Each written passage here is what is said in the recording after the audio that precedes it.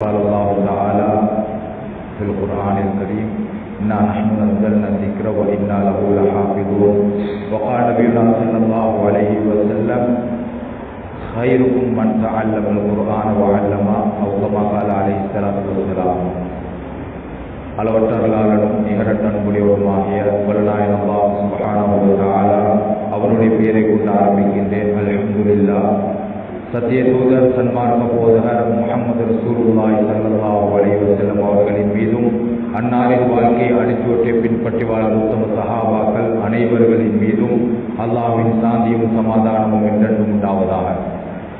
இந்த இடத்திலே ஒன்று கோடி இருக்கக்கூடிய ஓதக்கூடிய மாணவர்கள், உலமாக்கள், மஸ்ஜிதுடைய நிர்வாகம், பெற்றோர்கள் அனைவர்களையும் அல்லாஹ் சுப்ஹானஹு வ தஆலா கபூல் செய்வானாக. ஏன் நாம் இப்பொழுது ஒன்று கூடியிருக்கிறது வெறுமனே நம்முடைய பிள்ளைக்காக வேண்டி மாத்திரம் கிடையாது. நாம் குர்ஆனுக்காக வேண்டி ஒன்று சேர்ந்திருக்கிறோம், குர்ஆனுடைய கல்விக்காக வேண்டி ஒன்று சேர்ந்திருக்கிறோம்.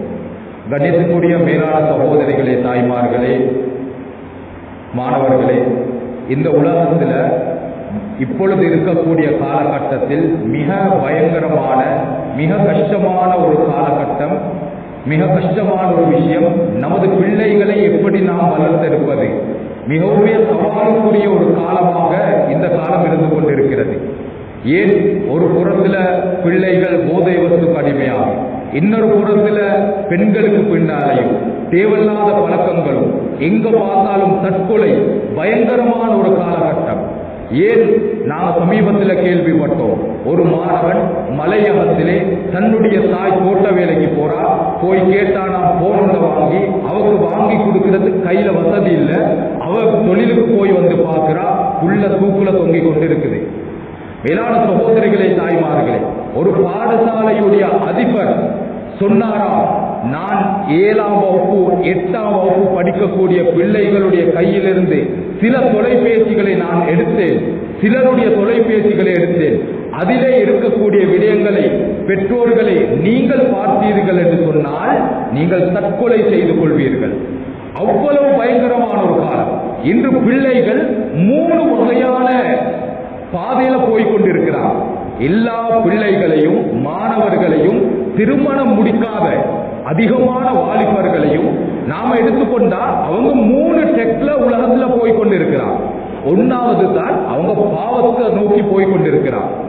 ஒரு ஆலிம் சொன்னாரு, ஒரு பாடசாலையுடைய ஒரு நிகழ்வு, அவர் போனாரா, சில வாலிபர்கள் எழுப்பாட்டி கேட்டாரா, நீங்க இந்த கிழமை எத்தனை படம் பார்த்தீங்க? அவங்க சொன்னாங்களா, ஒருவர் சொன்னாரா, ஒரு படம் பார்த்தேன், சிலர் 5 படம், சிலர் 10 படம், சிலர் 15 படம். பாடசாலை படிக்கக்கூடிய மாணவர்கள் சொல்லக்கூடிய கருத்து.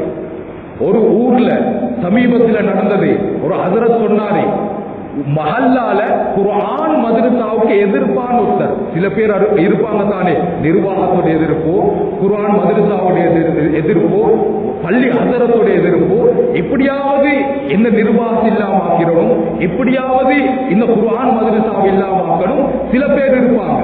சொன்னாராம், அப்படிப்பட்ட ஒருவர் ஒரு நாள் வந்து ஹஜரத்திட கைய பிடிச்சி அழுதாராம். சொன்னாராம், ஹஜரத் என்ன மன்னிச்சுக்கிறீங்க, இவ்வளவு காலம் நான் தெரியாம இப்படி நடந்துட்டேன், எப்படியாவது இந்த குர்ஆன் மதரசாவை நல்ல முறையில் செய்யறதுக்கு பாருங்க. ஏன் தெரியுமா, ஏன் 12 வயசு பிள்ளைய போலீஸ்ல பிடிச்சு கொண்டு போயிட்டாங்க, கூழ் வஸ்துக்கு அடிமையா. மேலான சகோதரர்களே, நண்பர்களே, ஒரு ஹஜரத் சொன்னாரு, இலங்கையில முதலாவதாக குர்ஆன் மதரசா ஆரம்பிக்கப்பட்ட ஒரு மஸ்ஜித், அதில் இருக்கக்கூடிய ஹஜரத் சொன்னாரே, ஒரு மாணவன் திறமையானவன், நல்லா ஓதிக்கொண்டிருந்தான், சில மாதங்களிலேயே பல ஜுதுக்களை பாடமாக்கினான். ஒரு நாள் பெற்றோர்கள் வந்தாங்களாம், சொன்னாங்களாம், எங்கட மகன் ஸ்காலர்ஷிப் படிக்கணும், அவனை நாங்க படிக்கிறதுக்கு கூட்டியும் போறோம். ஹஜரத் கெஞ்சாத குறவில்லை, அவர் கால விடாத குறவில்லை, என்னென்னமோ சொல்லி பார்த்தாங்களாம், கேட்கல. அந்த பெற்றோர்கள் சில வருடங்கள் கழித்து சொன்னாங்களாம், எங்கட மகன் ஸ்காலர்ஷிப்ல ஃபெயிலாவிட்டாரு, அவர் இப்பொழுது 13-14 வயசாவது தூளுக்கு அடிமையாக இருக்கிறார். மேலான சகோதரர்களே, தாய்மார்களே, இதுதான் இன்றைய நிலைமை. நமது பிள்ளைகளுக்கு சிறு வயதிலிருந்தே குர்ஆனை கொடுக்கல, அறிவை கொடுக்கல, மார்க்கத்தை கொடுக்கல, அவர்களுடைய நிலைமை இப்படி மாறும். ஏன்? இந்த அறிவு என்பது, இந்த குர்ஆன் என்பது வெறுமனே வாயால போற ஒரு விஷயம் இல்லை. வெறுமனே இதை சொல்லிக் கொடுக்கிறது, பாடமாக்குறது இல்லை. இந்த இடத்துல வெறுமனே அவங்க ஆப்பிள் என்ற பேரை போட்டதுக்காக வேண்டி வர்ற இடம் இல்லை. ஒழுக்கத்தை படிக்கிறாங்க, அல்லாஹ்வுடைய அச்சத்தை படிக்கிறாங்க, அல்லாஹ்வுடைய பயத்தை படிக்கிறாங்க.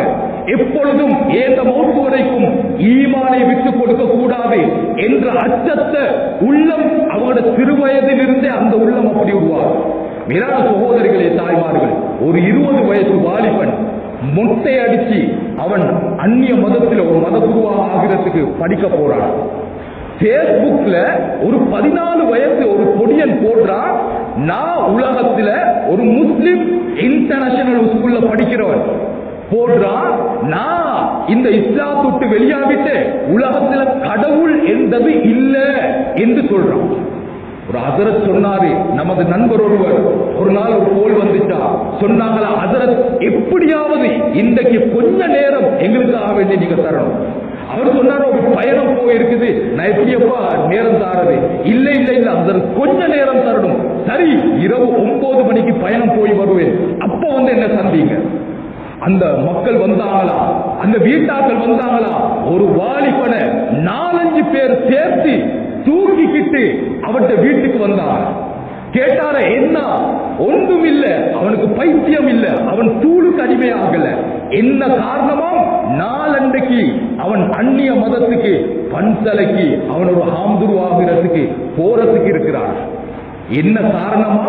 அவன் சொல்லி இருக்கிறான், இல்ல அல்லாஹ் கலா கதிரின் ஒன்று வச்சிருக்கிறான், ஏதா இருந்தாலும் அல்லாஹ் நாடினது தான் உலகத்துல நடக்கும், அது சரி. அப்படின்னா நாங்க உலகத்துல அமல் செஞ்சு வேலை, நாங்க எப்படி என்ன செஞ்சாலும் அல்லாஹ் முடிவு செஞ்சதுதானே நடக்கும்டா, நாங்க ஏன் அமல் செய்யணும்? எனக்கு இந்த மார்க்கம் புத்திக்கு படுதில்லை. ஆனா அந்த மதத்தில் என்ன சொல்லப்படுது? நீங்க இந்த வாழ்க்கையில என்னத்தை செய்றீங்களோ அதுதான் உங்களோட மௌத்துக்கு பிறகு கிடைக்கும். உங்களோட மௌத்துக்கு பிறகு எதை செய்வீர்களோ அதுதான் உங்களுக்கு கிடைக்கும் என்றது அவர்களுக்கு சொல்லப்பட்டிருக்குது. இது புத்திக்கு படுது, அது படுதில்லை. சுப்ஹானல்லாஹ், அவன் சொல்றானா, நான் இஸ்லாத்துக்கே போறேன். மேலான சகோதரிகளே, தாய்மார்களே, 2019 நமக்கு தெரியும் ஒரு மோசமான ஒரு விஷயம் நடந்துச்சு. என்ன பேரில் நடந்துச்சு? மார்க்கம் என்ற பேர், இஸ்லாம் என்ற பேர். அவர்களுக்கு எதற்காக வேண்டியும் இல்லை, அவர்களுடைய புத்தி மாற்றப்பட்டது, அவர்களுடைய உள்ளம் மாற்றப்பட்டது. அவர்களுக்கு இஸ்லாம் இப்படி என்று சொல்லப்பட்டுச்சு. எந்த முறையில் இந்த இல்மை குர்ஆனை படிக்கணுமோ அதை படிக்கல, படிச்சாங்க கூகுள்ல, படிச்சாங்க யூடியூப்ல, படிச்சாங்க அந்த இந்த பயான்களை கேட்டு அவர்களுடைய மார்க்கம் வேற பகுதி வேற முறையில விளங்கப்பட்டு சுப்ஹானல்லாஹ் இஸ்லாத்துக்கே போய்த்தார். மேலான சகோதரர்களே, நண்பர்களே, மார்க்கம் என்பது வெறுமனே நாம் நினைப்பது கிடையாது, நாம் யோசிப்பது கிடையாது. அதற்கு ஒரு முறை இருக்கிறது. நமது பிள்ளை, நமது மகன் நம்ம வீட்டுக்குள்ள போற நேரம் ரூம் கொடுத்திருப்போம். வாலிப வயசு பொடியனுக்கு தனி ரூம் கொடுக்கப்பட்டிருக்குது. அவரை போய் பார்த்தா அவர் போனோட தான் இருப்பாரு, அவர் லேப்டாப்போட தான் இருப்பாரு. நாங்க போற நேரத்துக்கு அவர் கிராத்தான் கேட்பாரு, அத்ரமா சுதைசிட கிராத்தான் கேட்பாரு. நாங்களும் நினைப்போம் இவர் நல்ல அல்லாஹ்வுடைய பயம் உள்ளவர், அப்துரஹ்மான் சுதைசியோடயே தான் இருக்கிறாரு. ஆனா அந்த வாலிபன் நீங்க போற நேரம் அதை கேட்கிறான், நீங்க போகாத நேரம் அந்த ரூமுக்குள்ளுக்கு என்னத்தை செய்யறான் என்றது தெரியாது. இந்த நாட்டுடைய ஒரு தரவு அடிப்படையில் ஜெயில 22% முஸ்லீம்கள் தான் இருக்கிறார். இந்த நாட்டில முஸ்லீம்களுடைய விகிதாசாரம் 20, ஆனா ஜெயில இருக்கிறது 22% முஸ்லீம்கள் தான். ஒரு பக்கம் மாணவர்கள் பாவத்தை நோக்கி பாவத்தை சர்வசாதாரணமாக லேசாக உலகத்தில் செஞ்சு கொண்டிருக்கிறார். மேலான சகோதரிகளே, தாய்மார்களே, ஒரு வாலிபனை சந்தித்தோம். ஓலவலில் 9A எடுத்தவன், 9A. இப்ப என்னத்தை செய்யறான்? இப்ப அவன் நிலைமை எப்படி? அவன் தான் ஊர்ல தூள் ராஜா. கலிமா சொன்னவன், முஸ்லிம், நல்லா படிச்சவன். அவன் தொழில் என்னது? தூள் வியாபாரி. உள்ளுக்கு போற, வெளியில வாரா. ஜெயிலுக்கு போறா, வெளியில வாரா. சுபஹான். மேலான சகோதரர்களே, தாய்மார்களே, அடுத்தது நமது பிள்ளைகள் எம்மதமும் சம்மதம் எப்படியும் உலகத்துல வாழலாம். இஸ்லாம் தேவல்ல, அல்லாஹ் ரசூல் தேவல்ல, எப்படியும் உலகத்தில் இருக்கலாம். பாருங்க பார்ப்போம். இன்னைக்கு அதனாலதான் இந்த சமூக வலைத்தளத்தை எடுத்தாலும் ஒரு வெட்கம் இல்லாமல், ஒரு காலத்திலே பெண்கள் இருந்தார்கள் பேசுவதற்கு வெட்கம், வாலிபர்கள் பேசுவதற்கு வெட்கம். ஆனால் இன்றைக்கு எப்படி எல்லாம் சமூக வலைத்தளத்தில் பாட்டை போட்டு டான்ஸ் ஆட்டா. எம்மதமும் சம்மதம். அதான் சொன்னா சொல்ல மனசு வராது, அதான் சொன்னா பள்ளிக்கு போகணும் யோசனை வராது. தொழுகையா, அதுக்கு எந்த தண்டனையை சொன்னாலும் பிரச்சனை இல்லை, அதுக்கு எந்த அதாவது சொன்னாலும் பரவாயில்லை, தொழ தேவையில்ல, தொழுகை எப்படியும் இருக்கலாம் என்று எம்மதமும் சம்மதம், உலகத்தில் எப்படியும் வாழலாம் என்று நினைக்கக்கூடிய ஒரு சமுதாயம், வாலிபர்கள் பிள்ளைகள் அதை நோக்கி போய் கொண்டிருக்கிறார். இன்னொரு கூட்டம் எப்படி உலகத்துல லவ் என்றது இல்லாட்டி அவங்களுக்கு வாழ்றது வெட்கம் மாதிரி. இன்னைக்கு பாடசாலை போற பிள்ளைகள், குமர்கள், வாலிபர்கள், அவங்களுக்கு வெட்கம். நான் லவ் பண்ணாத ஒரு புள்ளியன், நான் லவ் பண்ணாத ஒரு பொம்பளை புள்ள, லேசான ஒரு பாவமா, ஒரு சின்ன விஷயமா. விபச்சாரம் ஆக மோசமான பாவம். அதால உருவாகிற வாழ்க்கை சந்தோஷமா இருக்காது, முசீபத்துல போய் சேரும். மேலான சகோதரிகளே, தாய்மார்களே, இந்த ஒரு நிலைமைக்குத்தான் இன்றைய வாலிபர்கள் வழிகாட்டப்படுது, வாழ்ந்து கொண்டிருக்கிறார். மேலான சகோதரிகளே, இதற்குண்டான தீர்வு என்னது? இதை நாங்கள் எப்படி மாற்றுறது? எங்களோட பிள்ளைகளை நல்லவர்களாக, அல்லாஹ்வுடைய பயம் உள்ளவர்களாக, உலகத்தில் எங்களோட மௌத்துக்கு பிறகு ஏண்ட பேரை சொல்லும் ஒரு பிள்ளையாக, ஏண்ட பிள்ளைய நான் எப்படி மாற்றுறது? அதற்குண்டான வழி என்னது? அரசாங்கம் முயற்சி செய்து, படித்தவர்கள் முயற்சி செய்யறாங்க, உம்மா வாப்பா முயற்சி செய்யறாங்க, போலீஸ் முயற்சி செய்து, ஊர் நிர்வாகம் முயற்சி செய்து, என்ன சொல்லுது? ஊர்ல போதை வஸ்து பாவிப்பவன் நாங்க அவனுக்கு கல்யாணத்துக்கு நாங்க கடிதம் கொடுக்க மாட்டோம், நிக்காவுக்கு அனுமதி கொடுக்க மாட்டோம். என்ன நம்ம முயற்சிகள் ஒன்றும் சரிவரதில்லை. ஆயிஷாவை போல எத்தனையோ பிள்ளைகள் இன்றும் கற்பழிக்கப்பட்டு கொண்டு தான் இருக்குது உலக அளவில். ஒரு பிள்ளைக்கு பாதுகாப்பு இல்லாத நிலைமை, தந்த மகன் தனிமேல விட்டா என்னத்தை செய்தான் என்றது தெரியாத ஒரு நிலைமை. எதை கொண்டு ஒன்றுமாகாது. அல்லாஹ் நமது பிள்ளைகளுடைய நல்ல எதிர்காலம், நல்ல வாழ்க்கையை அல்லாஹ் வச்சிருக்கிறது. அல்லாஹ் சொல்கிறான், குர்ஆனை கொடுங்க, மார்க்கத்தை கொடுங்க, அல்லாஹ் ரசூலுடைய பயத்தை கொடுங்க, அல்லாஹ் உங்களுடைய பிள்ளைகளை நல்லவர்களாக மாற்றுவான். விபச்சாரம் எவ்வளவு பெரிய பாவம். ஒரு மௌத்தாகின மையத்தை அதோட விபச்சாரம் செஞ்சவர் எவ்வளவு அசிங்கமான ஒரு செயல்.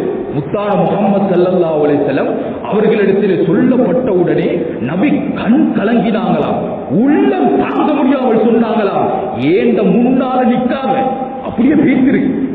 எல்லா விபச்சாரத்தையும் செஞ்சவங்க எல்லாம் வந்து சொல்லும் பொழுது சொன்னால நீ விபச்சாரம் செஞ்சிருக்க மாட்டேன். இவர் சொன்னாரு, ஜனாதாவுடன் விபச்சாரம் செஞ்சுட்டேன், நான் கஃன் திருடக்கூடியவன். ஒரு நாள் திருடும் பொழுது ஒரு பெண், நான் பாவத்தில் ஈடுபட்டேன். சுப்ஹானல்லாஹ். முத்தான முஹம்மது ஸல்லல்லாஹு அலைஹி வஸல்லம் கவலைப்பட்டு உள்ள முடங்கி சொன்னாங்களா, ஏண்ட முன்னால் அடிக்காதே, பேசிரி. அவர் போனாரு, சில நாட்கள் சில மாதங்கள் தௌபா செஞ்சாரு, அல்லாஹ் கிட்ட பாவ மன்னிப்பு தேடினாரு. ஒரு நாள் திரும்பி வந்தாரு. முத்தான முஹம்மது ஸல்லல்லாஹு அலைஹி வஸல்லம் அல்லாஹ் அனுமதி வருது, யா ரசூலல்லாஹ் இவருடைய தௌபாவை அல்லாஹ் ஏற்றுக்கொண்டுட்டா, அவர் கபூல் செய்யுங்க, அவர் சேர்த்துக் கொள்ளுங்க.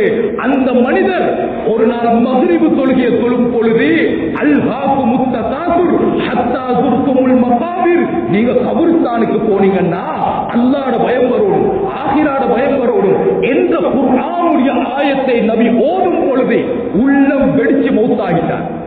உமர் ரலியல்லாஹு அன்ஹு இஸ்லாமுடைய எதிரி, நபியை வெட்டுவதற்கு வாளை எடுத்துக் கொண்டு வந்தவர், இஸ்லாம்னா கூடாது என்று சொன்னாரே, அல்லாஹ் ரசூல் ஏற்றுக்கொள்ளல.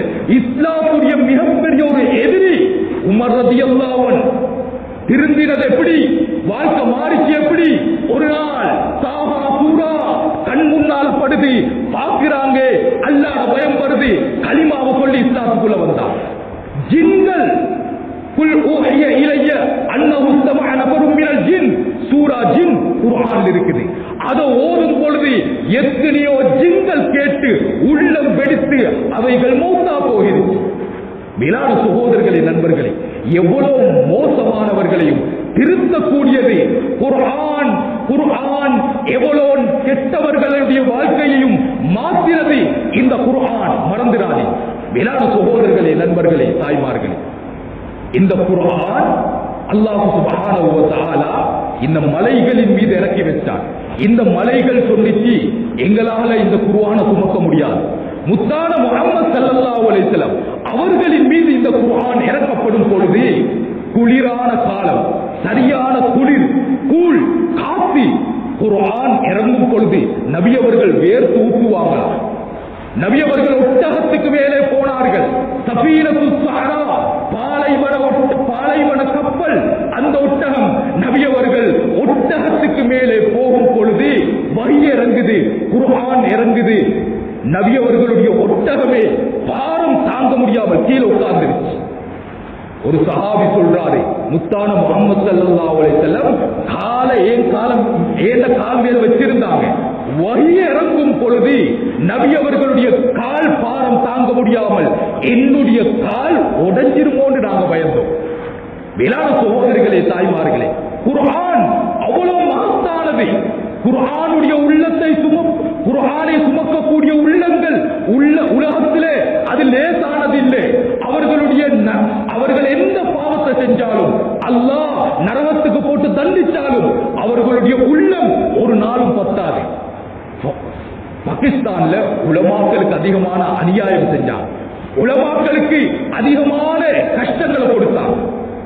உலமாக்களை ஒரு நாள் பத்த வச்சாங்களா. ஒரு ஹாஃபில் பத்தும் பொழுது அவருடைய மேல டயரை போட்டு பத்த வச்சாங்களா. அவருடைய முழு உடம்பும் எரிஞ்சு சாம்பலாவிருச்சு. அவருடைய உள்ளம் பத்ததில்லை. அவருடைய உள்ளம் அப்படியே இருக்குது, நெருப்பு பிடிக்குதில்லை. ஏன்? குர்ஆனை சுமந்த உள்ளம். நாங்க பார்த்தோம், எங்கட ஹஸரத்மார் நாங்க ஓதின காலம் எங்களுக்கு ஓதி தந்த சில ஹஸரத்மார் எங்கட முன்னால கால நீட்ட மாட்டாங்க. ஏன் தெரியுமா? இவர் ஹாஃபிலு, இவர் குர்ஆனை பாடமாக்கினவரே. குர்ஆனுடைய கண்ணியம் சகோதரிகளே, தாய்மார்களே, எவ்வளவு பெரியது, எவ்வளவு பாதுகாத்தாங்க. இந்த குர்ஆனை தான் எங்கட இந்த பிள்ளைகளும் பாடமாக்கிறார். இந்த குர்ஆனை தான் இந்த சிறுவர்களும் உள்ளத்தில் சுமக்கிறார். லேசான ஒரு பாக்கியமா, லேசான ஒரு அந்தஸ்தா அல்லாஹ் கியாமத்துடைய நாள்ல எப்படி தெரியுமா சொன்னாங்க ரசூல் ஸல்லல்லாஹு அலைஹி வஸல்லம், கியாமத்துடைய நாளையில் மக்கள் எல்லாம் நிர்வாணிகளாக இருப்பாங்களா. ஆயிஷா ரலியல்லாஹு அன்ஹா கேட்டாங்களா, யா ரசூலல்லாஹ் அப்படி நிர்வாணியாக இருந்தா ஒருவரை பார்த்துக்கிடுவாங்களே.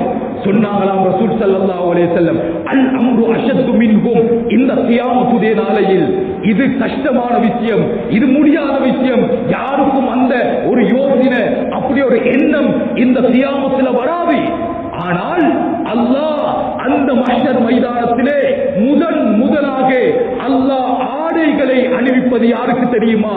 முதலாவது இப்ராஹிம் அலைஹிஸ்ஸலாம், இரண்டாவது முத்தான முஹம்மது ஸல்லல்லாஹு அலைஹி வஸல்லம், மூன்றாவது குர்ஆனை பாடமாக்கின பிள்ளைகள், அவர்களுடைய தாய் தந்தையர்களுக்கு அல்லாஹ் முதலாவது ஆடை அணிவிப்பான். சொன்னாங்க ரசூல் ஸல்லல்லாஹு அலைஹி வஸல்லம், அல்லாஹ் இவர்களுடைய பெற்றோர்களுக்கு என்ன தெரியுமா செய்வான்? அல்லாஹ் ஒரு கிரீடத்தை அணிவிப்பான். அது இந்த உலகத்தில் இருக்கிற சூரியனை விடவும் ஆக உயர்ந்தது. மேலான சகோதரிகளே, தாய்மார்களே, இன்றைக்கு எங்களுக்கே இந்த பிள்ளைகளுடைய பெருமதி விளங்குதில்லை. நீங்க எங்ககிட்ட உங்களோட மூத்த மகன் என்ன செய்யறாரு? அவரு யூனிவர்சிட்டியில படிக்கிறாரு. இரண்டாவது மகன் என்ன செய்யறாரு? அவரு ஏலவல் எழுதுறாரு. அவர் அங்க மதீனா ஹவுஸ்குள்ள படிக்கிறாரு, பத்ரி ஹவுஸ்குள்ள படிக்கிறாரு. அதுல பெருமதி விளங்குது. உங்களோட மூணாவது மகன் என்ன செய்யறாரு? அவர் மதரசால ஓதுறாரு. அவரு குர்ஆனை பாடமாக்கிறார். அவருக்கு சரியா படிப்பு ஏறுதில்லை. சுபஹான். மேலான சகோதரிகளே, தாய்மார்களே, நம்மட பிள்ளைகளுடைய பெருமதியை விளங்கலன்னா யாருக்கு விளங்கும்? வீட்டுல இருக்கிற படிச்ச பிள்ளைய வா மகனே, வாங்க மகனே, சாப்பிடுங்க மகனே, தூங்குங்க மகனே. ஆனா மதரசா லீவ்ல வந்து இருக்கிற பிள்ளை, குர்ஆனை பாடமாக்குற பிள்ளைய எப்படி பேசுறது? அடே இங்க வாடா, போ கடைக்கு போயிட்டு வா, வா போ, வாடா போடா. சுப்ஹானல்லாஹ். அவர்களுடைய கண்ணியம் நமது உள்ளத்தில் இல்லையா? மேலான சகோதரிகளே, தாய்மார்களே, ஒரு ஆலிம் சொன்னாரு, அவர் ஒரு நாள் ஒரு மஹல்லால் உள்ளவர் கூப்பிட்டாரா, ஹஜ்ரத் ஏந்த 2வது மகன் சரியான கொலப்படி, ஏதாச்சும் ஒரு புத்திமதியை சொல்லுங்க. அவரும் போனாரா. போனா அந்த மனிதன் பேசிக் கொண்டிருக்கும் பொழுது சொன்னாரா, ஏன் மூத்த மகன் அவர் நல்லா படிச்சு அவர் பெரிய தொழில் இருக்கிறார், 2வது மகன் அவரும் நல்லா படிக்கிறாரு, 3வது மகன் இவன் சரியான கொலப்படி, சொல் பேச்சு கேட்கிறானே இல்ல, ஹஜ்ரத் ஏதாவது ஒரு புத்திமதி சொல்லுங்க. சொன்னாரா மகனை பார்த்து, இந்த பாரு ஹஜ்ரத் சொல்றத சரியா கேட்டுக்க, அதுபடி நீ நல்லா இருக்கணும், இல்லன்னா உன்னையும் ஹஜ்ரத்தை போல ஆக்கிடுவேன். சொன்னாரா, நீ ஹஜ்ரத் சொல்றத கேட்கலன்னா உன்னையும் கொண்டு போயிட்டு மதரசால போட்டு ஹஜ்ரத் போல ஆக்கிடுவேன். வேளாண் சகோதரிகளே, தாய்மார்களே, குர்ஆனுடைய கண்ணியம் உள்ளத்திலே இல்லாதவர்கள் நாம மௌத்தாகினா இந்த ஓலவலும் இந்த ஏலவலும் இந்த யூனிவர்சிட்டியும் சாப்டர் க்ளோஸ். எத்தனை பேர் மௌத்தா போறா? 7 மையத்து தொடர் மையத்தை ஹெலியா கூடையில தொடர் மையத்து 30 வயசு தாண்டுது மௌத்தாகியாச்சு, 40 வயசு தாண்டது, இன்றைக்குள்ள 30 வயசு இருக்கும், ஒருவருக்கும் ஷுவர் பண்ணலாத காலம். என்னென்னமோ சொல்றாங்க, கொரோனா ஊசியா அதாம் இதாம், அல்லாஹ்வுடைய கையில் இருக்குது, யாருக்கும் சொல்லலா. இன்றைக்கு 40 வயசை தாண்டி இந்த காலத்துல நான் வாழுவேன். மேலான சகோதரிகளே, தாய்மார்களே, எங்களோட வாழ்க்கை முடிஞ்சாச்சு, நாங்க மௌத்தாகியாச்சா, எங்களை பத்தி யாரும் பேச மாட்டார்கள். 10 வருஷம் 20 வருஷம் ஆகும் பொழுது இந்த ஊர்ல இப்படி ஒருவர் இருந்தாராண்டு யாருக்கும் ஞாபகமும் இருக்காது. நமது பிள்ளைகளுக்கு மார்க்கத்தை கொடுக்கல, அல்லாஹ் ரசூலை கொடுக்கல, தொழுகையை கொடுக்கல, எப்படி தெரிவாகும்? அந்த பிள்ளை நம்ம மௌத்தாகி 3வது நாளே நம்மளை மறந்துடுவான், நம்மளை ஞாபகத்தில் வைத்திருக்க மாட்டான். எத்தனை பிள்ளைகளுக்கு ஒரு ஜனாதாவை தொழுவிக்க தெரியும்? எத்தனை பிள்ளைகளுக்கு உம்மா வாப்படக்கு துஆ செய்ய தெரியும்? எத்தனை பிள்ளைகளுக்கு உம்மா வாப்பட ஜனாதாவை குளிப்பாட்ட தெரியும்? சண்டை, மையத்து வீட்டில சண்டை, மார்க்கம் தெரியாமல், குர்ஆன் தெரியாமல் எத்தனையோ பேர் ஜனாதாவை தொழுவிக்கிறாங்க. நாங்களும் யோசிக்கிறோம், இந்த ஜனாதா தொழுவ கூடுமாண்டு. ஹஜ்ரத் தொழுவிப்பாரு, அவருக்கு தொழுவிக்கேலும், அவருக்கு ஓதேலும், அவர் ஓதி துஆ செய்யும் பொழுது நீங்க உங்களோட பிள்ளை உங்களோட தந்தைக்கு அல்லாஹும்ம ஃபிர்லஹு சொல்லும் பொழுது உங்களோட உள்ளத்துல வருமே அந்த அச்சம், அல்லாஹ்வுடைய பயம், கவலை, ஏந்த வாப்பா மௌத்தாகி இருக்கிறார், ஏந்த புள்ள மௌத்தாகி கபருக்கு போறா, அந்த கவலையும் அந்த அச்சமும் எந்த ஒரு ஹஜ்ரத் தொழுவிக்கும் பொழுதும் வராது. அது மனிதன் வாழ்க்கை அப்படித்தான், மனிதனுடைய உள்ளம் அப்படித்தான், தனக்குண்டாத அது வலிக்கும். ஒரு ஜனாதா வீடு, ஒரு மையத்து தொழுவிக்கிறாங்க, ஒரு பள்ளியில போய் கலந்து கொண்டோம். 12 பிள்ளைகள் அந்த ஜனாதாவுக்கு. அந்த பிள்ளைகளுடைய பிள்ளையும் 45 பேர குழந்தைகள். ஒருவருக்கு சரி ஜனாதா தொழுவிக்கலாம், ஒருவருக்கு சரி ஜனாதா தொழுவிப்பதற்கு தெரியாது. எவ்வளவு பெரிய அசிங்கம்! 45 பிள்ளைய பெத்தெடுத்தும் பேர குழந்தைகள் இருந்தும் என்ன லாபம்? நாங்க சொன்னோம், இந்த ஜனாதாவை நான் இல்ல உலகத்தில் உள்ள ஆக சிறந்த முஃப்தி வந்து தொழுவிச்சாலும் எந்த பிரயோசனமும் இல்லை. இவருடைய பிள்ளை இவருக்காக வேண்டி தொழுவிக்கிறது போல ஆகாது. மையத்து வீட்டுல கடைசியாக மையத்தை குளிப்பாட்டி எல்லாம் முடிஞ்சு தண்ணி ஊத்த பாக்குறான். அப்ப கடைசியாக கையை நலச்சி அந்த தண்ணியை தாங்கன்னு சொல்லுவாங்க. அப்படித்தானே ஒரு ஜனாதா வீட்டுல அப்படி சொல்லப்படுது. ஒரு மகன் வாப்பட ஜனாதாவை கைய கழுவி அத கைய நலச்சி அதை குளிப்பாட்டும் பொழுது அவன் கைய நலச்சிட்டு அவன் போறான் சாப்பாடை தேடி சாப்பிடுறதுக்கு. ஏன்? அவனுக்கு தெரியாது இது எதுக்கு செய்யறோம். ஜனாதாவுக்கு எதுக்காக இதை நாங்க கைய நலச்சி குளிப்பாட்டோம்னு தெரியாது. மார்க்கம் தெரியாதவர்கள் சகோதரிகளை தாய்மார்கள் இதை பாருங்க. இந்த பிள்ளைகள் அல்ஹம்துலில்லாஹ் தலப்பாவை கட்டி ஜுப்பாவை உடுத்தி ஒரு அழகான தோட்டம். இதற்கு மாற்றமான ஒரு தோட்டமும் உலகத்தில் சுத்துது. எப்படி? கரண் கம்பிக்கு பட்ட குரங்கு மாதிரி எத்தனையோ வாலிபர்கள். அங்க முடி கொஞ்சம் இல்லை, இங்க முடி கொஞ்சம் பராண்டி. சுபஹான். அவர்களுடைய டவுசர் பின்னுக்கு கிழிஞ்சி முன்னுக்கு கிழிஞ்சி ஒரு கல்யாண வீடு, ஒரு வாலிபன் முட்டும் காலோட ஒரு குண்டு அந்த டெனிம் இல்ல. நான் கேட்டேன், என்னடா வாப்பா இப்படி இருக்கிற? அவன் சொல்றான், இரவெல்லாம் தேடினானா என்னமோ ஒரு ஃபேஷன் இங்கனையோட அது இல்லாத கழிச்சனா, இங்கனையோட கொஞ்சம் என்னமோ பெச் போட்டமாய் கழிச்சனா, அந்த சௌதரை தேடினானா எங்கேயும் இல்லையா, கத்திரி எடுத்தானா வெட்டினானா கல்யாண வீட்டுக்கு வந்திருக்கிறான். இது என்னுடைய திருமணத்தில் நடந்தது. மேலான சகோதரிகளே, தாய்மார்களே, நண்பர்களே, வாலிபர்கள் அவங்களுடைய தாடி சொறி பிடிச்சவன் மாதிரி அங்கடை இங்கடை இப்படி ஒரு அசிங்கமான தோற்றம். பாருங்க பாப்போம், எத்தனை வாலிபர்கள் தொழும் பொழுது அல்லாஹ் அக்பர் இந்த அதர்மாருக்கு தெரியும், வரக்கூடியவர்களுக்கு தெரியும். அவங்க சுஜூதுக்கு போனாங்கன்னா இஸ்ரேல் போர்டர் விளங்குது அவங்கட. மேலான சகோதரர்களே, தாய்மார்களே, மார்க்கம் தெரியாததன் காரணமாக எவ்வளவு அசிங்கமான ஒரு வாழ்க்கை. அவங்களுடைய தோற்றம், அவங்களுடைய முடி, அவர்களுடைய ஆடைகள் எவ்வளவு கேவலமாக இருக்குது. அல்லாஹ் தஆலா உங்க மேல கொண்ட இரக்கம், அன்பு, அல்லாஹ் உங்களோட உள்ளத்துல இந்த மார்க்கத்துடைய பெருமதியை போட்டான். அல்லாஹ் உங்களை கபூல் செஞ்சான். ஏண்ட பிள்ளையையும் அல்லாஹ் ஹாஃபிஸா போனும் என்று விரும்பினான். அதனால நீங்க கொண்டு வந்து போட்டு இருக்கிறீங்க. சில மதரசாக்கள் நமது நாட்டில வேற மதரசால ஓதிட்டு வந்தவரை சேர்க்க மாட்டார். எந்த ஒரு காரணத்துக்கும் சேர்க்கவே மாட்டார்கள். அதுல ஒன்றுதான் நான் ஓதின பலாங்குள மதரசா. யாரு வேற மதரசால ஓதிட்டு வந்தாலும் சேர்க்க மாட்டான். ஏன் தெரியுமா? வேற மதரசால ஓதிட்டு வந்தவன், மதரசால இருந்து பாஞ்சி வந்தவர்கள், மதரசாவை உதறி தள்ளிட்டு வந்தவர்கள், இவங்க மதரசாவை உதறி தள்ளிட்டு வரல, அல்லாஹ் உதறி தள்ளிட்டு வந்திருக்கிறார். பாருங்க, எவ்வளவு பிள்ளைகள் ஊர் உலகத்தில் இருந்தும் அல்லாஹ் எல்லாத்தையும் இந்த குர்ஆன பாடமாக கபூல் செஞ்சானா? எல்லாத்துக்கும் அல்லாஹ் இந்த ஞாபக சக்தியை கொடுத்தானா? ஹாஃபிஸா ஆக்கினானா? இல்லையே. அந்த பாக்கியம் கிடைக்கலையே. அந்த உம்மா வாப்பாக்கும் அந்த உள்ளம் வருதில்லையே. அல்லாஹ் உங்களோட உள்ளத்துக்கு போட்டான். இந்த மதரசாக்கள் இருந்து பாஞ்சி வரக்கூடியவர்கள் பாருங்க, ஊர் உலகத்துல சிலர் இருக்கிறாங்க நல்லவங்க, ஆனா ஆக மோசமானவர்களா இருப்பாங்க. எல்லா பாவத்தையும் செய்வாங்க.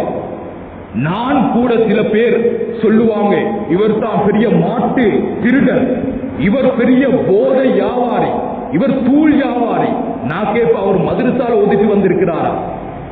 அதிகமானவர்களுடைய கருத்து, ஆமா அவர் மதரசாவில் இருந்து பாஞ்சி வந்தவர் தான். ஏன்? அல்லாஹ்வுடைய பதுவா, அல்லாஹ் கபூல் செஞ்சான். மதரசாவுக்காக வேண்டி, இல்முக்காக வேண்டி ஓதறி தள்ளிட்டு வருபவர்களுக்கு எப்படி அல்லாஹ்வுடைய நலவு உண்டாகும்? எப்படி அல்லாஹ்வுடைய ரஹ்மத் உண்டாகும்? இந்த மார்க்கத்தை தேட வந்தவர்கள், குர்ஆனை படிக்கக்கூடியவர்கள், இவர்களுடைய வாழ்க்கையை அல்லாஹ் வீணாவலாக்க மாட்டான். மார்க்கத்தை வழங்கினவர்கள் எவ்வளவு வசதியாக இருக்கலாம், ஏழையாக இருக்கலாம், அவங்க ஒரு குர்ஆன் ஹதீஸுக்காக வேண்டி முக்கியத்துவம் கொடுப்பான். பாருங்க, நான் நமது முன்னால் இருக்கக்கூடிய சில பேரை நான் சொல்றேன். நோல்வி சாஜியா எவ்வளோ அல்லாஹ்ட பாதையில போகக்கூடியவர், அவருடைய எல்லா பிள்ளைகளும் ஹாஃபிஸ் மௌலவி. அந்த பிள்ளைகள் தொழில் செய்றாங்க, ஆனா சில மதரசாக்கள்ல போய் சும்மா பாடம் நடத்திட்டு வர்றாங்க. எல்லாரும் காரிமார், எவ்வளவு வசதி உள்ளவர், அவருக்கு என்னத்தை செய்யலாம்? மேலான சகோதரிகளை, தாய்மார், மார்க்கத்துடைய பெருமதியை விளங்கினார். நல்லவர்கள் உருவாகுவதற்கு காரணம் இந்த உலகத்திலே உம்மா வாப்பா அவங்க செஞ்ச தியாகம், அவங்களோட துஆ. இமாம் புகாரி ரஹிமஹுல்லாஹ் கண் பார்வை இல்லாதவர், உலகத்தில் வந்தாரு, கண் பார்வை இல்ல, உம்மோட துஆ, உம்மா தஹஜ்ஜத்தில் எழுப்பி அல்லாஹ் கிட்ட கையேந்தி துஆ செய்றாங்க. ஒரு நாள் மகன் வர்றாரு, உம்மா எனக்கு உங்களை விளங்குது உம்மா, உம்மா நீங்க இருக்கிறீங்க உம்மா, உம்மோட துஆ. இமாம் புகாரி ரஹிமஹுல்லாஹ் சொல்றாங்க, உம்மா நான் முத்தான முஹம்மது ஸல்லல்லாஹு அலைஹி வஸல்லம் அவர்களை ஒரு நாள் கனவுல கண்டேன். எப்படி தெரியுமா? முத்தான முஹம்மது ஸல்லல்லாஹு அலைஹி வஸல்லம் தூங்கி கொண்டிருக்கிறாங்க, அவங்களுக்கு மின்வி தெரியால நான் காத்து அடிச்சு கொண்டிருக்கிறேன். உம்மா கிட்ட சொன்ன உடனே அந்த உம்மா சொன்னாங்களா, மகனே இது ஓண்ட திறமை பெருமை இல்லை. நான் உனக்கு தாய்ப்பால் கொடுக்கும் பொழுது உனக்கு தாய்ப்பால் கொடுத்து நான் ஸலவாத் ஓதிக் கொண்டிருந்தேன். அதுல வரக்கத் முத்தான் முஹம்மது ஸல்லல்லாஹு அலைஹி வஸல்லம் கண்டிருக்கிறாய். ஒரு ஆலிமிடத்துல போய் கேட்டாங்களா, என்ன விளக்கம்? இதுக்கு விளக்கம் என்ன தெரியுமா? நபியுடைய ஹதீஸை பாதுகாப்பதற்காக வேண்டி அல்லாஹ் உன்னை தேர்ந்தெடுக்க போறான். சகோதரிகளே, தாய்மார்களே, எத்தனையோ இமாம்கள் இருந்தாலும் இமாம் புகாரி ரஹிமஹுல்லாஹ் எழுதின புகாரி கிதாபு எப்படிப்பட்டது? குர்ஆனுக்கு அடுத்தது இமாம் புகாரி ரஹிமஹுல்லாஹ் எழுதின இந்த புகாரி கிதாப். நல்லவர்கள் உருவாகிறது தாயுடைய துஆ, உம்மவாவுடைய துஆ எவ்வளவு மோசமானவர்களை மாற்றும். எத்தனை கணவன் மாற முடிச்சு 3 மாசத்துல ஒரு பொம்பளை மாத்துறா.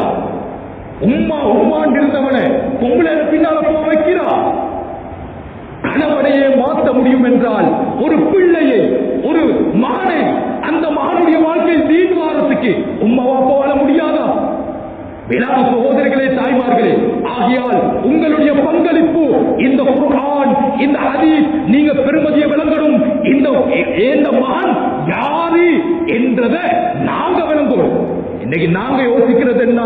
இந்த ஸ்கூல் படிப்பு, இந்த பாடசாலை படிப்பு இது பெருசி, இது பெரியது. டாக்டர் ஆவிட்டாரு, அவர் டாக்டர், இவர் ஆபீஸ், அவர் லோயர், அவர் ஸ்கூல் மாஸ்டர், இவர் மௌலவி. ஒப்பு பார்த்தா இந்த மதரசால ஓதக்கூடியவர்கள் இவர்கள் தான் பெரியவர்கள். ஏன்? ஒரு யூனிவர்சிட்டியில 4 வருஷம் படிக்கிறார். ஆனா மதரசால ஒரு ஆலிம் படிக்கிறதுக்கு 12 வருஷம் போகுது. ஒப்பு பார்த்தால் 12 வருஷம் அர்ப்பணிச்சு குர்ஆன படிச்சிட்டு உங்க முன்னால வாரா. அல்லாஹ் இவர்களுடைய உள்ளத்தை வீணாமலாக்க மாட்டான், இவர்களுடைய வாழ்க்கையை அல்லாஹ் வீணாமலாக்க மாட்டான். சகோதரிகளே, தாய்மார்களே, குர்ஆனுடைய அறிவு இல்லை, குர்ஆனுடைய மதரசாக்கள் உலகத்திலே இல்லை என்று சொன்னால் எப்படிப்பட்ட நிலைமை உலகத்தில் உருவாகும் தெரியுமா? ரஷ்யா, நான் முன்னால சொன்ன இமாம் புகாரி ரஹ்மத்துல்லாஹ் வாழ்ந்த ஊர். இமாம் புகாரியே அவ்வளவு சிறந்தவர்னா அவர் வாழ்ந்த ஊரு லேசானதா? பெரும் பெரும் மார்க்க மேதைகள் உள்ள ஊர். குர்ஆனுடைய மதரசாக்கள் எத்தனையோ நடந்த ஊர். பிற்காலத்தில் எப்படி தெரியுமா மாறிச்சு? ஒரு புள்ள பிஸ்மில்லா சொன்னா ஜெயில தூக்கி போடுறான், கையில குர்ஆன வச்சிருந்தா தூக்கி ஜெயில போடுறான். உலமாக்களை கொலை செஞ்சாங்க. ஏன்? மார்க்கத்தை விட்டாங்க, குர்ஆனுடைய அறிவை விட்டாங்க. அல்லாஹ் உலகத்தை, அந்த ஊரை தலை கீழாக அல்லாஹ் மாத்தினான். எந்த ஊர்ல இந்த குர்ஆன் இல்லாம போகுமோ, மதரசாக்கள் இல்லாம போகுமோ, அந்த ஊர்களுக்கும் இதே நிலைமை தான். உலமாக்கள் எல்லாம் ஒன்று சேர்ந்து முயற்சி செஞ்சாங்களா, மஷூரா எடுத்தாங்களா, நான் ஒரு மதரசாவை ஆரம்பிக்கணும். பூமி கடியில பூமியை தோண்டி உள்ளால மதரசா, மேலால வைன் ஷாப் மாதிரி ஒரு தோட்டத்தை உருவாக்கினாங்களா. 10 வருஷத்துக்கு உள்ள போன மாணவன் வெளியில வர முடியாது. 10 வருஷம் உள்ளதான் இருக்கணும். அவங்களுக்கு சாப்பாடு, தேவையான விஷயங்கள் எல்லாம் உள்ள நடக்கும். அப்படி ஆரம்பிக்க போய்த்தான் அந்த ரஷ்யா இன்று முஸ்லிம் நாடாக இருக்குது. இதை விட கேவலமாக போனது அந்த ரஷ்யாவுடன் அடுத்து இருக்கக்கூடிய ஒரு குர்ஆனுடைய அறிவை விட்டாங்க. பெரும் பெரும் மார்க்க மேதைகள் இப்னு பதூதா, இப்னு சீனா, இது போன்ற இப்னு கல்தூன், பெரும் பெரும் மார்க்க அறிஞர்கள், வரலாற்று ஆசிரியர்கள் உலகத்தில் உருவாகிறது அந்த ஸ்பெயினில் தான். அந்த ஸ்பெயின்ல கிறிஸ்தவர்கள் முயற்சி செஞ்சாங்களா, யோசிச்சாங்களா, நாங்க இந்த குர்ஆனுடைய அறிவை இல்லாமலாக்காமல் இந்த ஸ்பெயினை கீழே வீழ்த்தாட்ட முடியாது. முதலாவது குர்ஆன் மதரசாக்களை நாங்க இல்லாமக்கிறோம். முதலாவது இந்த ஹிஃபுல் மதரசாக்களை இல்லாமக்கிறோம். மார்க்கத்தை இல்லாமலாக்கணும், முஸ்லிம்களை கீழே விழுத்தாட்டலாம். அதற்காக வேண்டி எடுத்த முயற்சி 3 முயற்சி. ஒன்னாவது இந்த சின்ன சின்ன குர்ஆன் மதரசாக்கள் இல்லாமக்கினார். இரண்டாவது முடிவு பெரும் பெரும் ஜாமியாக்கள், பெரும் பெரும் மதரசாக்களே, ஜாமியுல் அஸ்ஹர் இது போன்ற மதரசாக்களே நாங்க இல்லாமக்கிறோம். மூன்றாவது முஸ்லிம்கள் ஜும்மாவுக்கு கொண்டு சேர்றதை இல்லாமக்கிறோம். முயற்சி ஆரம்பிச்சாங்க, முயற்சி செஞ்சாங்க, வெற்றி கொண்டாங்க. அந்த நாடு இன்றைக்கும் அது முஸ்லிம்கள் கையில இல்லாம மிக மோசமான நாடாக இருக்குது, விபச்சாரத்துடைய நாடாக இருக்குது. பெரும் பெரும் இமாம்கள் வாழ்ந்த ஒரு தலை கீராக மாறுது. மேலான சகோதரிகளே, தாய்மார்கள், பலஸ்தீன் இஸ்ரேலுடைய ஜனாதிபதி பார்லிமெண்ட்ல குர்ஆனை தூக்கி காட்டி சொன்னாரா, இந்த குர்ஆன் முஸ்லிம்களுக்கு மத்தியில் இருக்கும் வரக்காட்டி இந்த பலஸ்தீனை எங்களால் இல்லாமல் ஆக்கலாது. இந்த குர்ஆனுடைய போதனை முஸ்லிம்களுக்கு இருக்கும் வரையில் இந்த முஸ்லிம்களை கீழே எங்களால் விழுத்தாட்ட முடியாது.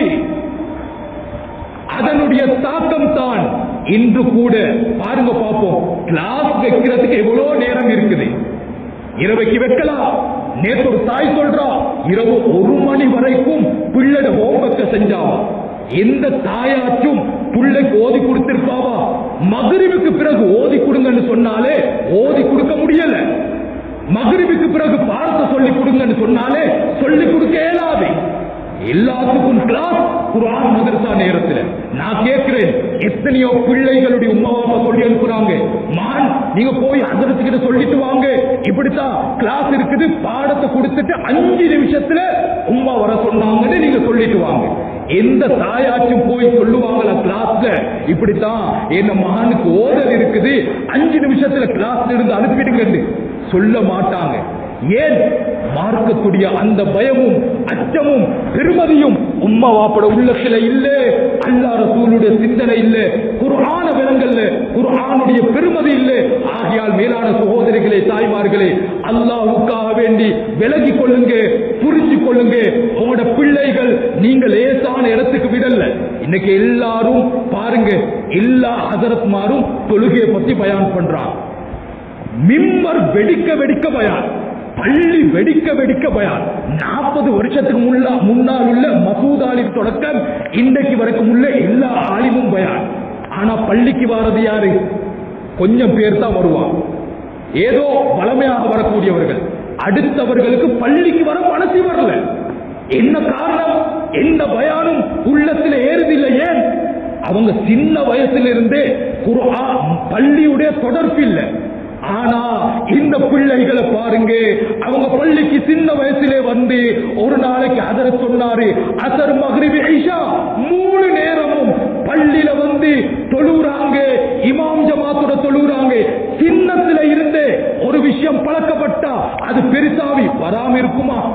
இந்த பிள்ளைகள் இமாம் ஜமாத்துடன் இப்பலிருந்தே தொழுதா இவங்க பெரியாராவின பிறகு தொழாம இருப்பாங்களா? மேலான சகோதரிகளே, தாய்மார்களே, இன்னைக்கு நாங்க பாடசாலைக்கு போய் வந்து அரை மணித்தியாலும் கிளாஸுக்கு 1000 ரூபாய் கொடுத்து அனுப்புறோம். சில பேர் 500 ரூபாய் கொடுத்து அனுப்புறாங்க. மாசம் எவ்வளவோ செலவழிக்கிறாங்க படிப்புக்கு, பாடசாலைக்கு. ஆனா குர்ஆன் மதரசாக்கு மாசம் 1000 ரூபாய் கேட்டா சொல்லி தருவாங்க. என்ன குர்ஆன் மதரசாக்கு 1000 ரூபாய் கேட்கிறாங்க, 500 ரூபாய் கேட்கிறாங்க, இதென்ன தொழிலா? எந்த ஹஜரத்துக்காச்சும் ஒரு ஹோட்டல்ல போனா சும்மா காட்ட கொடுப்பாங்களா? டீ குடிப்பாங்களா? பஸ்ல ஹஜரத்மாருக்கு டிக்கெட் இல்லாம ஏத்துவாங்களா? சரி, அப்படித்தான் ஹஜரத்மாருக்கு இல்லைன்னாலும் நீங்க பாடசாலைக்கு ஸ்கூலுக்கு ஒரு நாளைக்கு 1000 ரூபாய், கிளாஸுக்கு மதரசாக்கு மாசம் 1000 ரூபாய் கொடுக்கலாதா? மேலான சகோதரர்களே, தாய்மார்களே, நீங்க அந்த கிளாஸுக்கு 1000 ரூபாய் கொடுத்து என்னத்தை சம்பாதிக்கிறீங்க, என்னத்தை சேர்க்கிறீங்க?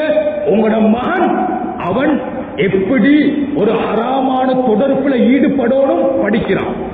அவன் எப்படி கல்யாணம் முடிச்சு கஷ்டப்பட்டு வளர்த்து உம்மா வாப்பா அவங்கள 3 மாசத்திலேயே பொம்புலேட பேச்ச கேட்டு உம்மா வாப்பாக்கு அடிக்கணும் என்றதை வாங்குறான். அவன் நீங்க கஷ்டப்பட்டு வளர்த்தவங்களோட பிள்ளை எப்படி நீங்க நோயாளியாவினா உங்களை கொண்டு போயிட்டு முதியோர் இல்லத்துல போடும். நீங்க நோயாளியாவினா உங்களோட வீட்டுல தனி ரூம் தந்து உங்களை ஒதுக்கி வைக்கணும் என்றதை படிக்கிறான். நான் பாடசாலை அறிவு இந்த கல்வி இது கூடாதுன்னு சொல்லல, இது தப்புன்னு சொல்லல. படிக்க வைங்க, உலகத்தில் வாழ்றதுக்கு கட்டாயம் அந்த படிப்பும் தேவை. ஆனால் இந்த குர்ஆன் மதரசாவுடைய நேரம் அதற்குரிய கடமைகளை சரிவர செய்யும். மேலான சகோதரிகளே, தாய்மார்களே, நாங்க இன்றைக்கு எவ்வளோ தூரம் பாடசாலை இருந்தாலும் மாஷா அல்லாஹ் எவ்வளவும் செலவழிச்சு நேர காலத்தோட எழுப்பி நாங்க எங்க புள்ளி அனுப்பிடுவோம். ஆனா குர்ஆன் மதரசா பள்ளி பக்கத்துல தான் இருக்கும். அனுப்புறது ஹஜரத் வந்து குர்ஆன் மதரசா விட்ட டைமுக்கு தான் அவர் பள்ளிக்கு வர்றார். மதரசா ஹஜரத் எவ்வளவு செலவழிப்போம். ஆனா குர்ஆன் மதரசாக்கு ஒரு 100 ரூபா, ஒரு 10 ரூபா, ஒரு 1000 ரூபா கொடுக்கிறது கஷ்டம். எங்கட ஸ்கூல் பாடசாலை புத்தகங்கள் அழகா கவர் போட்டு அழகா டிசைன் பண்ணி எல்லாத்தையும் நல்லா செஞ்செடுப்போம். குர்ஆன் அது பிஞ்சி அது தொங்கிக் கொண்டு அதுல அட்டை கலந்து தாள்கள் இல்லாம குர்ஆன் இருக்குது. எங்கட பிள்ளைகளுக்கு நாங்க அழகா உடுப்பாட்டி காலையில எழுப்பி மான் எழுப்பாட்டி பல்லு விளக்கி புதிய உடுப்பு உடுப்பாட்டி அயன் பண்ணி நல்லா ஸ்கூலுக்கு அனுப்போம். மதரசாவுக்கு பல்லு விளக்காம நாத்தத்தோட பழைய உடுப்பை உடுத்துக்கொண்டு அசிங்கமா கிட்ட இருக்கிறவனுக்கும் இருக்க முடியாம அதரத்துக்கு இவனுக்கு ஓதி குடுப்பமா என்னடா இப்படி வாரானே, குர்ஆன ஓதுறானே, புழு இல்லாம குர்ஆன தூக்கி கொண்டு அசிங்கமா வாரான். எங்கட பிள்ளை பாடசாலை போகும் பொழுது அவனை நாங்க நல்ல முறையில வேனுக்கு கொண்டு போய் ஏற்றி, அப்படி இல்லாட்டி ஸ்கூலுக்கு நாங்க பைக்ல ஏற்றி கொண்டு போய் நல்ல முறையில விட்டு அழகா வழி எடுப்போம். அவன் திருப்பி ஏன் எவ்வளவு சொல்லி கொடுத்தாலும் அந்த பிள்ளைக்கு விளங்குது இல்ல, அந்த பிள்ளைக்கு ஏறுது இல்ல. நான் பயப்படுறேன், எனக்கு பிரஷர் கூடி நான் மௌத்தாகிடுவேன். அந்த அளவு நிலைமைக்கு இந்த ஹஜரத்